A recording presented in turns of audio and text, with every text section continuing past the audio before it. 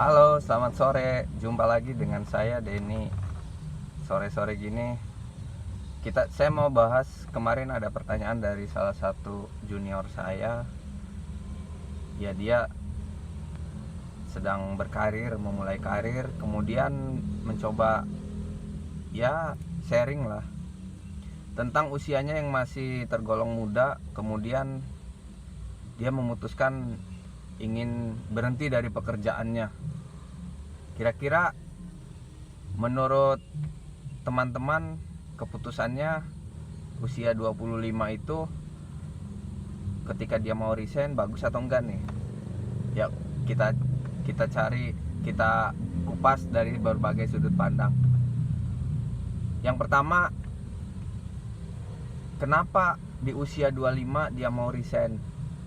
Setelah saya tanya, ternyata dia nggak betah dengan kondisi perusahaan. Oh, salah satu alasannya mungkin masuk akal sepintas ya.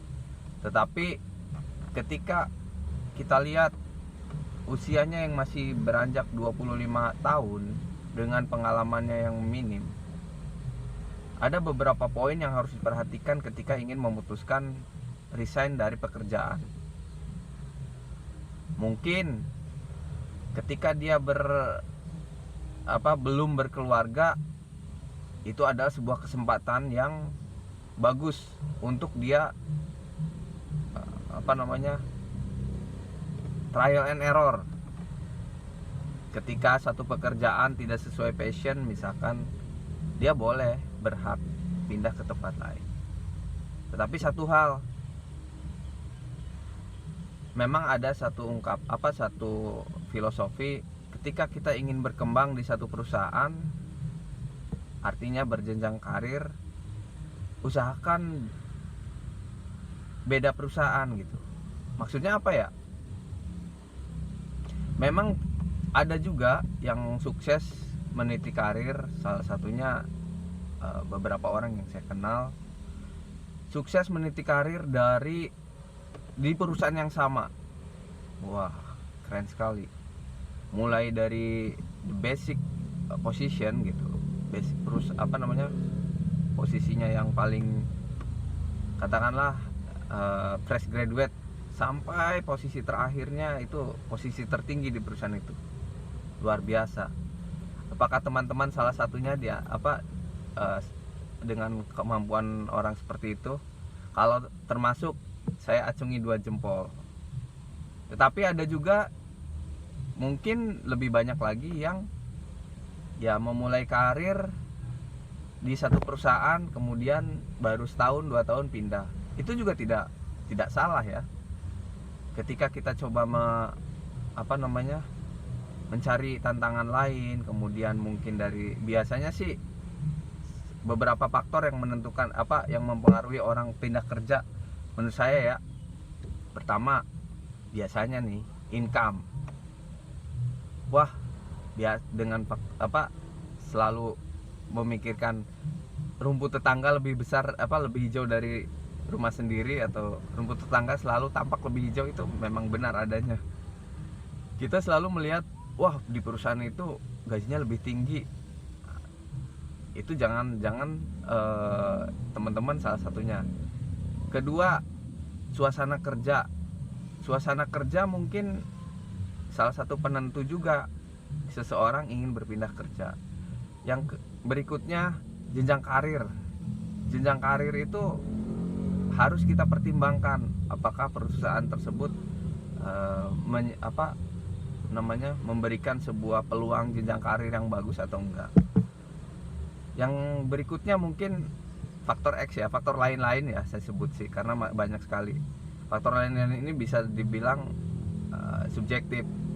Ada mungkin lokasi kerja, kemudian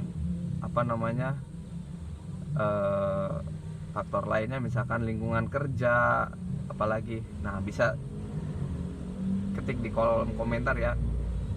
Nah, dari beberapa faktor tadi, itu semuanya harus kita pertimbangkan ketika ingin berpindah atau memutuskan resign.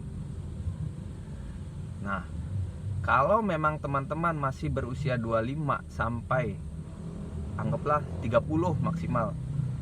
Itu menurut saya terus explore mana yang cocok dengan karakter dan passion teman-teman.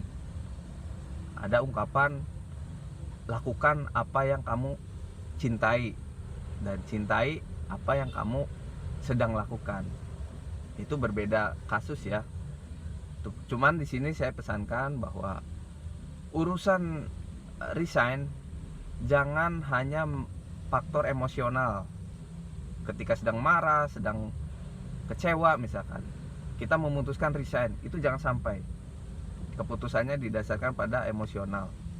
Nah, kita harus dengan kepala dingin memutuskan resign. Pertimbangkan khususnya mengenai finansialnya nih. Ibarat kata, siapkan dulu pijakan di perusahaan lain atau karir lain, atau yang lebih khusus pijakan finansial, pijakan keuangan dulu. Sehingga ketika teman-teman memutuskan resign kan ada proses tuh transisinya. Nah, pastikan dulu jangan sampai kekosongan pekerjaan itu membuat teman-teman jadi down. Itu yang perlu dipikirkan. Jadi pastikan finansial teman-teman siap, khususnya finansial ya, karena dari finansial itu berpengaruh ke yang lain. Dengan caranya gimana?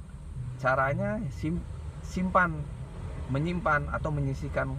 Ketika kita nerima gaji di perusahaan itu, sisihkan jangan lupa untuk dana darurat. Minimal berapa? Ada yang 10%, 20%, tergantung teman-teman.